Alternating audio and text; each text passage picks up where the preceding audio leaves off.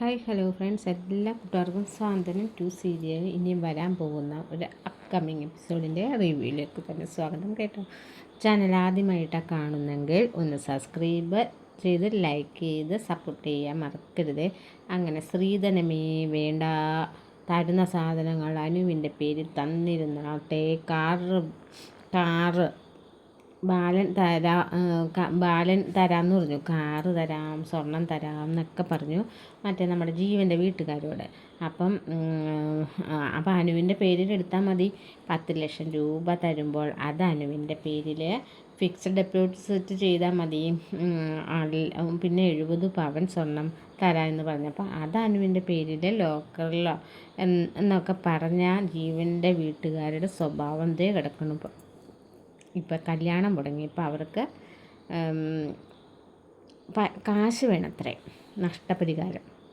പറഞ്ഞിരുന്ന ജീവൻ്റെ സ്വഭാവം തനി സ്വഭാവം എന്ന ആ കാര്യം ആകാശും ആര്യനും കൂടി മനസ്സിലാക്കട്ടോ.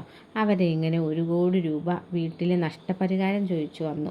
പറയുമ്പോൾ തന്നെ 1 കോടി എന്ന് കേൾക്കുമ്പോൾ തന്നെ ജീവൻ്റെ കണ്ണ് തള്ളിപ്പോവുക കേട്ടോ.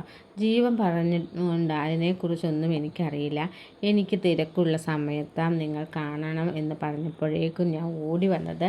പിന്നെ എനിക്ക് വേറെ ഒന്നും സംസാരിക്കാൻ ഈ കാര്യത്തിൽ എന്ന് പറഞ്ഞിട്ട് ജീവൻ അവിടുന്ന് പോവാട്ടോ. ജീവനെ കാണാനാണ് ആകാശും ആര്യനും അങ്ങോട്ട് ചെല്ലുന്നത്. ജീവൻ പോയി കഴിയുമ്പോഴത്തേക്കും നമ്മുടെ ആകാശവും ആര്യനും പറയുന്നുണ്ട്, എടാ ആര്യ, നീയല്ലേ പറഞ്ഞ ജീവനെ കാര്യങ്ങളൊക്കെ പറഞ്ഞ് മനസ്സിലാകും, ഇതിപ്പോൾ അമ്മയും അച്ഛനേക്കാളും കഷ്ടമാണല്ലോ ഇവൻ എന്ന് പറയുക. അതേട്ടാ, ഞാനും അത് ആലോചിക്കുന്നത്. ഇയാൾ അന്ന് വീട്ടിൽ വന്നപ്പോഴേക്കെ സംസാരവും കാര്യങ്ങളൊക്കെ കേട്ടപ്പോൾ ഞാനും വിചാരിച്ചു നമ്മുടെ പ്രശ്നങ്ങളും കാര്യങ്ങളും ഒക്കെ പറഞ്ഞാൽ മനസ്സിലാവുമെന്ന്. ഏട്ടൻ പ്രത്യേകം പറയുകയും ചെയ്തില്ലേ, അയാളുടെ നമ്മുടെ വീടും തന്നെ പോകും, നമ്മുടെ കൈവിട്ട് നമുക്ക് ജീവിക്കാൻ വേറൊരു വഴിയില്ല എന്ന് പറയാട്ടോ എന്ന് പറഞ്ഞിട്ട് അയാൾക്കൊരു കൂസലോ ഒന്നുമില്ലല്ലോ ഏട്ടാ എന്ന് പറയുമ്പോൾ, അതേടാ ഇതൊക്കെ ഉള്ള ആൾക്കാരുണ്ടോ? സ്വഭാവം കണ്ടില്ലേ അല്ലേ? പണം എന്ന് പറയുമ്പോൾ കണ്ണ് തള്ളി, അല്ലെങ്കിൽ വിവാഹം നടക്കാൻ വേണ്ടി ഇവർ വെറുതെ അഭിനയിച്ചതാണ് എനിക്ക് തോന്നുന്നത്. അല്ലെങ്കിൽ ആ സ്ത്രീ നമ്മുടെ വീട്ടിൽ നിന്ന് ഇത്രയും ആടോ ആ സ്ത്രീയുടെ കൂടെ ആടിയിട്ട് അവരുടെ ഭർത്താവും ഇപ്പം ജീവൻ്റെ സ്വഭാവം കണ്ടില്ലേ, അവരെല്ലാം ഇങ്ങനെ തന്നെയാണ്. ഒരു കണക്കിന് നമ്മുടെ അനുമോൾ ഇവരുടെ അടുത്ത് നിന്നും രക്ഷപ്പെട്ടു. പക്ഷേ ഇവിടെ നിന്ന് രക്ഷപ്പെട്ടിട്ട് പോയതോ അലോകിൻ്റെ അടുത്ത് വഴി പോയി. അതാണ് വിഷമം. അവൾ എന്തെങ്കിലും നല്ല പയ്യനെ കൂടെ പോയെങ്കിൽ പിന്നെയും ഇത്ര വിഷമം ഉണ്ടായില്ലായിരുന്നു എന്ന് പറയാണ് നമ്മുടെ ആകാശും ഭാര്യയും പറയുന്നുണ്ട്. ഇനിയിപ്പോൾ അതൊന്നും പറഞ്ഞിട്ട് കാര്യമില്ല കേട്ടോ. ഇപ്പോൾ അച്ഛനും 1 കോടി രൂപ കൊടുത്തേ പറ്റൂ. അച്ഛൻ്റെ കയ്യിൽ പൈസ ഒന്നുമില്ല. അല്ല, അനുമോൾക്ക് വേണ്ടി ഒരു 70 പവൻ മാറ്റി വെച്ചു എന്ന് പറഞ്ഞില്ലേ, ഈ 70 പവൻ ഇപ്പോഴത്തെ മൂല്യം അനുസരിച്ച് 1 കോടി മുന്നിൽ പോകും. പക്ഷെ ആരും ഇപ്പം ഗോൾഡ് എടുക്കുന്നില്ല കേട്ടോ. അത് പ്രശ്നമാണ്. ഗോൾഡ് വിൽക്കാൻ ഒന്നിനും സാധിക്കില്ല. പണയം വെക്കാൻ 70 പവൻ പറ്റത്തുമില്ല. പിന്നെ ഉള്ളത് 10 ലക്ഷം രൂപ. ആ ലക്ഷം രൂപ കൊണ്ട് എന്താവാനാണ്? ഇനിയിപ്പോൾ എന്താണ് ചെയ്യാൻ പറ്റുക? നമുക്ക് എന്തെങ്കിലും ലോൺ എടുക്കാൻ വേണ്ടി ശ്രമിച്ചാലോ? എടാ, ലോൺ എടുക്കണമെങ്കിൽ വീട് വെക്കണം, അതിന് പറ്റില്ലല്ലോ. ഒരു കാര്യം ചെയ്യാം, അച്ഛൻ്റെ മുന്നിൽ എന്താണെന്ന് വെച്ചാൽ അതുപോലെ ചെയ്യാം, നമുക്കൊന്നും ഈ കാര്യത്തിൽ ചെയ്യാൻ പറ്റില്ല എന്നിങ്ങനെ പറയണം. അപ്പോൾ ആകാശ് പറയാണ്, ശരിയടാ, എന്തായാലും അച്ഛനെ ഈ കുരുക്കിൽ നിന്ന് നമുക്ക് രക്ഷപ്പെടുത്തിയേ പറ്റൂ എന്ന് പറയുന്നു.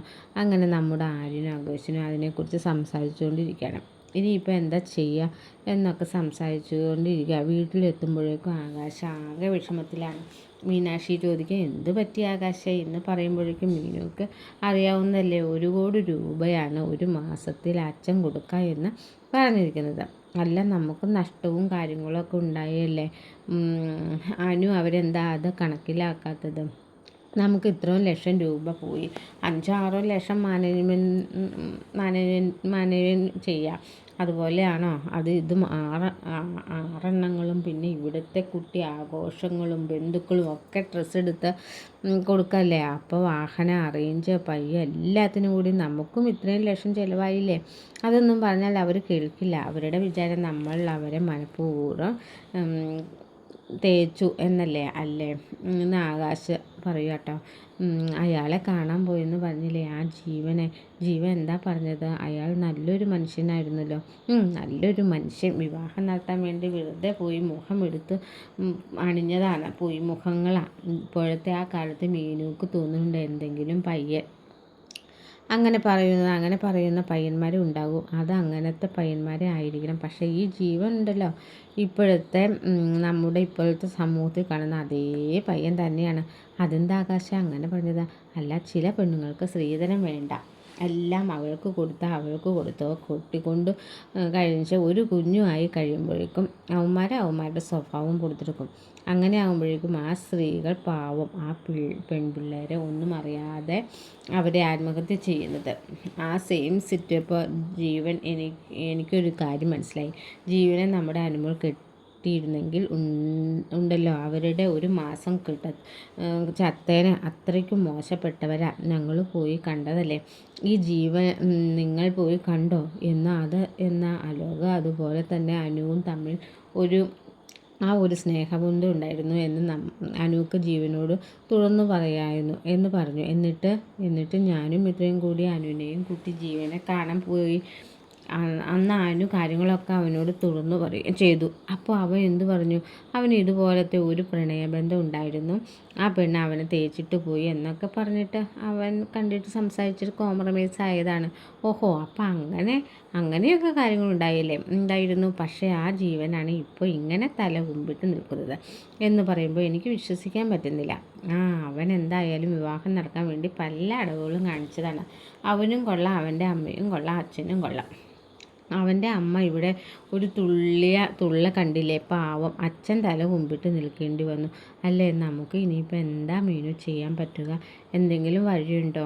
അല്ല ആകാശേ, ഞാൻ കമ്പനിയിൽ നിന്ന് വേണമെങ്കിൽ PF വലിക്കാം. എത്രയോ നാൾ ഞാൻ പണിയെടുത്തതിൻ്റെ 2 വർഷത്തിനടുത്തായല്ലോ.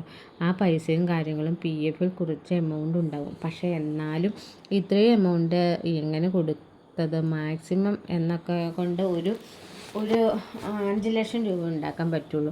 അല്ല, ദേവയിടത്തിയുടെ അച്ഛനോട് ചോദിച്ചു നോക്കിയാൽ ആകാശ് പറയുമ്പോഴേക്കും നമ്മുടെ മെയിൻ ബെസ്റ്റ് 10 ലക്ഷം രൂപ കൊടുത്തതിൻ്റെ കാര്യം അറിയാലോ. ഇനിയിപ്പോൾ ലക്ഷം രൂപ, 10 ലക്ഷം 5 ലക്ഷം രൂപ ഇയാൾക്ക് കടം മേടിക്കണമെങ്കിൽ എന്തൊക്കെ കേൾക്കണം. ഇനിയിപ്പോൾ ഒരു മാസം ഒന്നുമല്ല, അച്ഛൻ 1 വർഷം അവിടുത്തെ അവധി പറയേണ്ടി വരും. എന്നാലും ചോദിക്കും നോക്കാവുന്നതാണ്. കുറേശ്ശെ എല്ലാവരുമായിട്ട് സഹകരിച്ചാൽ ചിലപ്പോൾ 1 കോടി രൂപ ഉണ്ടാക്കാൻ പറ്റിയാലോ. പറയണ്ടേ, എന്നാലും 1 കോടി രൂപ ഉണ്ടാക്കാൻ പറ്റുമോ എന്നൊന്നും അപ്പോഴും സംശയം. കാര്യം നമ്മളെല്ലാവരും കൂടി ശ്രമിച്ചാൽ മാക്സിമം 20 ലക്ഷം രൂപ, അതിനപ്പുറം പോവില്ല. അല്ലെങ്കിൽ പിന്നെ ഈ വീട് അങ്ങോട്ട് എന്തെങ്കിലും ഒക്കെ ഈടാക്കിയിട്ട് കൊടുത്തിട്ട് ബാങ്കിൽ നിന്ന് ലോൺ എടുക്കണം എന്ന് പറയുകയാണ്. അപ്പോഴേക്കും എന്തെങ്കിലും പ്രശ്നമോ വള്ളിക്കെട്ടോ ഉണ്ടാവും. ഈ വീട് നിങ്ങൾക്ക് എല്ലാവർക്കും കൂടെ അവകാശപ്പെട്ടതല്ലേ.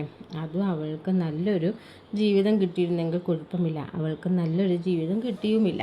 കയ്യിലുള്ള അച്ഛൻ്റെ ഇത്രയും നാൾ കഷ്ടപ്പെട്ട് മാറ്റി വെച്ച് നീക്കിയിരിപ്പൊക്കെ ഉപയോഗിക്കുമെന്ന് കേൾക്കുമ്പോൾ സഹിക്കാൻ പറ്റുന്നില്ല എന്നിങ്ങനെ പറയുകയാണ്.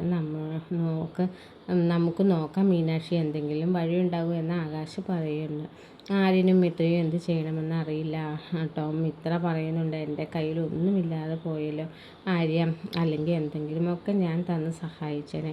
അല്ല, അച്ഛനോട് ഒന്ന് ചോദിച്ചാലോ ആര്യ, നിൻ്റെ അച്ഛനോട്? അത് അച്ഛൻ ചിലപ്പോൾ സഹായിച്ചാലോ. അച്ഛൻ പുറമെ ദേഷ്യമൊക്കെ കാണിക്കുന്നുണ്ടെങ്കിലും ആര്യ എന്നോട് ഭയങ്കര സ്നേഹമാണ്. അച്ഛൻ കയ്യിൽ പൈസ എന്തെങ്കിലുമൊക്കെ ഉണ്ടാകും. അച്ഛനോട് ചോദിച്ചാലോ. അല്ല, കള്ളപ്പണമായിരിക്കും ആര്യ. എന്തിനാ ആര്യ ഇങ്ങനെയൊക്കെ പറയുന്നത്? എൻ്റെ അച്ഛനും പാവമാണ്. പാവം, അതിനെക്കുറിച്ചൊന്നും നീ പറയണ്ട. അവരുടെ 10 പൈസ വേണ്ട. ഓ, ആര്യൻ്റെ സ്വഭാവം അവരുടെ സ്വഭാവം പോലെ തന്നെ ഭയങ്കര എന്നാന്ന് പറയും കേട്ടോ. മറ്റു മുമ്പിൽ കൈ നീട്ടില്ല, അങ്ങനെ ഇങ്ങനെയൊക്കെയാണ്.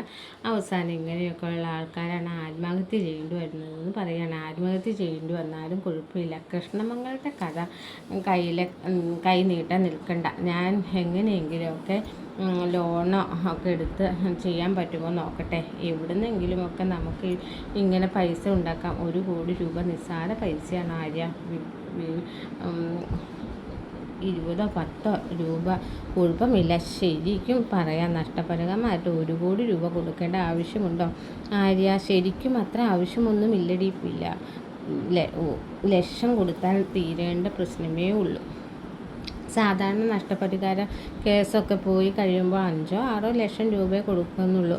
പക്ഷേ ഇതിപ്പം അവരുടെ നാണം കെടുത്തി ആ കേസ് ഈ കേസ് എന്നൊക്കെ പറഞ്ഞാൽ അവർ നമ്മളെ ഒരുപാട് വലിപ്പിക്കും. പിന്നെ അവർ പറയുന്ന തുക കൊടുക്കേണ്ടി വരും. എന്നാലും 1 കോടിയൊന്നും അത്രയൊന്നും ആവത്തില്ല. നമുക്ക് കേസിന് പോയാലോ എന്ന് മിത്ര ചോദിക്കുകയാണ്. ഞാൻ അതിന് അച്ഛനോട് സംസാരിച്ചു. അച്ഛൻ അതിനെക്കുറിച്ച് ഒന്നും പറഞ്ഞില്ല എന്ന് പറയുകയാണ്. എന്തായാലും ഇതിൽ നിന്നും നമുക്ക് രക്ഷപ്പെട്ടേ പറ്റൂ എന്ന് പറയുകയാണ് ഗോമതിയുടെ ഗോൾഡും ഒക്കെ നോക്കുന്നുണ്ട്. അതൊന്നും തന്നെ ഒന്നിനും ആവുന്നില്ല കേട്ടോ. സുകന്യ പറയുകയാണ്, ഓഹോ ഞാൻ കുറച്ച് ദിവസം വീട്ടിൽ പോയി നിന്നാലോ എന്ന് ആലോചിക്കുക. അതെന്താ, എല്ലാം ഇവിടെ പ്രശ്നങ്ങളും കാര്യങ്ങളും ഒക്കെ ആണല്ലോ, അതൊക്കെ ഒന്ന് ഒതുങ്ങിയിട്ട് വരാം. അപ്പോൾ അങ്ങനെയാണ്, വീട്ടിലൊരു പ്രശ്നം ഉണ്ടാക്കിയാൽ നീ ഇവിടെ നിന്ന് ഒളിച്ചോടിപ്പോൾ അല്ലേ, പതിവല്ലേ? അതുകൊണ്ടല്ല, ഒരു നല്ല ഒരു സുഖമില്ല. ഒരു കാര്യം ചോദിച്ചോട്ടെ, നിൻ്റെ അക്കൗണ്ടിൽ എന്തെങ്കിലും പൈസ ഉണ്ടോ? എന്തെങ്കിലും നീക്കിയിരിപ്പ്? എൻ്റെ കയ്യിലൊന്നുമില്ല ധർമ്മേട്ട മുമ്പിൽ എപ്പോഴും ഞാൻ കൈ നീട്ടിക്കൊണ്ടിരിക്കുക. എൻ്റെ കയ്യിലൊന്നുമില്ല എന്ന് പറയുകയാണ് കേട്ടോ. ഇനിയിപ്പോൾ എന്താ ചെയ്യുക അറിയില്ല. ആ ബാലേട്ടൻ എന്തെങ്കിലും വഴി കണ്ടുപിടിച്ചിട്ടുണ്ടാവും. അല്ലെങ്കിൽ അനുവിൻ്റെ വിവാഹത്തിന് 70 പവൻ രൂപയുടെ സ്വർണ്ണം ഉണ്ടല്ലോ, ഒരു കാറും 70 പവനും ഒക്കെ ഉണ്ടല്ലോ, ആ ഒരു കാറും എന്നൊക്കെ പറഞ്ഞല്ലോ ബാലേട്ടൻ. ഇതൊക്കെ നിസ്സാരമാണെന്നാ തോന്നണേ. പറഞ്ഞിട്ട് സുകന്യ അങ്ങ് കിടന്നു കേട്ടോ. ആ പൈസയൊക്കെ എടുത്ത് മറയ്ക്കുക. എന്നിട്ട് സുകന്യ ഉറങ്ങാൻ പോവാട്ടോ എന്ന് പറഞ്ഞ് പോവാട്ടോ. അപ്പോൾ ഈ ഒരു ഭാഗമാണ് നമുക്ക് ഇനി വരുന്ന മറ്റന്നാളായിട്ട് കാണാൻ വേണ്ടി പോകുന്നത്. തമിഴിൽ ഇതേ ഭാഗമാണ് കാണുക കേട്ടോ. 1 കോടി ഒന്നും അല്ല, 10 ലക്ഷം രൂപ ചോദിക്കുന്നുള്ളൂ കേട്ടോ. അത് കുഴപ്പമില്ല, 10 ലക്ഷമോ അല്ല ചോദിക്കുള്ളൂ. 1 കോടി കുറച്ചൊന്നും കൂടിപ്പോയി. അല്ലേ, 10 ലക്ഷം രൂപ നമ്മുടെ മീനാക്ഷി ഉണ്ട് കേട്ടോ കൊണ്ട് കൊടുക്കുന്നത്. അത് നമ്മുടെ ആകാശൻ്റെ കയ്യിൽ ഒരു 20 പേരും കൂടി ഓൾറെഡി ഇന്നത്തെ റിവ്യൂ ഇതൊക്കെയാണ്. ഇതാണ് മലയാളത്തിൽ കട്ട് ചെയ്ത് വരുന്നത്. പക്ഷേ തമിഴിൽ അതുകൊണ്ട് മീനാക്ഷിയെ 10 ലക്ഷം രൂപ കൊണ്ടുപോയി കൊടുക്കുന്നത്. അപ്പോൾ ഇവിടെ മീനാക്ഷി 10 ലക്ഷം രൂപ ഒക്കെ കൊണ്ടുപോയി കൊടുക്കാനൊക്കെ പറ്റുമോ? പക്ഷേ ഇപ്പോൾ 1 കോടി രൂപ അല്ലേ, അതുകൊണ്ട് മീനാക്ഷിയെ കൊണ്ട് താങ്ങാൻ പറ്റുമോ എന്നറിയില്ല. എന്തായാലും തമിഴിൽ ഇങ്ങനെയാണ് അവരെ രക്ഷിക്കുന്നത്. അപ്പോൾ അവിടെ രക്ഷപ്പെടുത്താൻ വേണ്ടി ആര് വരുമെന്ന് നമുക്ക് നോക്കാം. കാരണം തമിഴ് അങ്ങനെയാണല്ലോ. എന്തായാലും മലയാളത്തിൽ വരാൻ വേണ്ടി നമുക്കും കാത്തിരിക്കാം ഫ്രണ്ട്സ്. വീഡിയോ ഇഷ്ടമായാൽ ലൈക്ക് ചെയ്യുക, സബ്സ്ക്രൈബ് ചെയ്യുക, കമൻറ്റ് ചെയ്യുക. മറ്റൊരു വീഡിയോയുമായി നാളെ കാണാം. Okay, by.